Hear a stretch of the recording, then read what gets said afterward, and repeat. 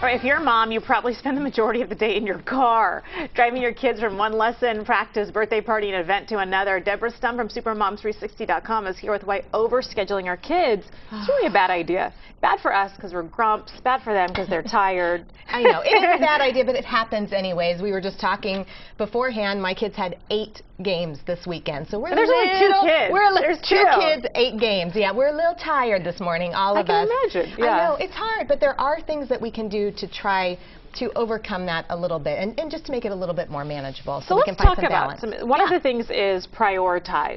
Yes. I do think definitely we need to say what are the most important things. I mean, obviously schoolwork is going to be a priority and family time as well, but as far as sports and music and activities, it's always tempting. Another mommy says, hey Heather, why don't you have your kiddos join this class or that one, or this one's really fun, or this one has a daily deal going on.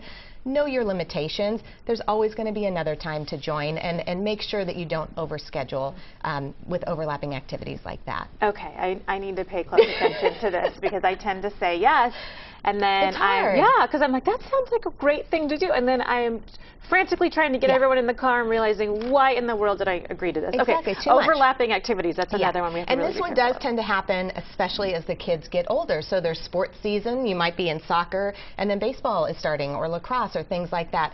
I think it's very important to be upfront with the coaches and say, hey, my kid is finishing up competitive soccer.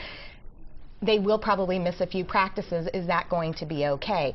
Some teachers, coaches, etc. are okay with it, and some are not. So it's better to know up front. If they say it's not okay, then you have to make a choice. It might be a tough choice, but it's best to know that up front. We're down to about a minute, and I want to zoom through some of these other ones because parents need to know. Carpool, so find another parent that you can share some of the driving load with. Also, don't forget about the homework. Okay, so they're in sports and piano and birthday parties and this and that.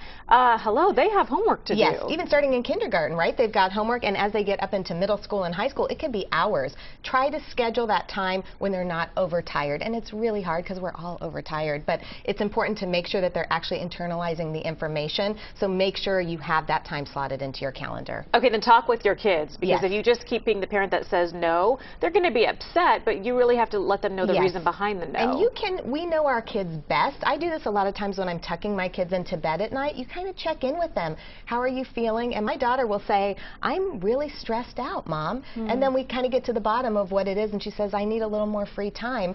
Figure out what's got to give, because you don't, I mean, they're so young. Let's make sure that we're not overstressing them unnecessarily. And last but not least, allow for some downtime. In fact, make sure that you schedule weekends of downtime. We're doing nothing on this particular weekend. Make sure you get that done. All right, Deborah Stum, supermoms360.com. All the information will be on our website, linked to your website, which is supermoms360.com. Thanks again for coming in. You're welcome.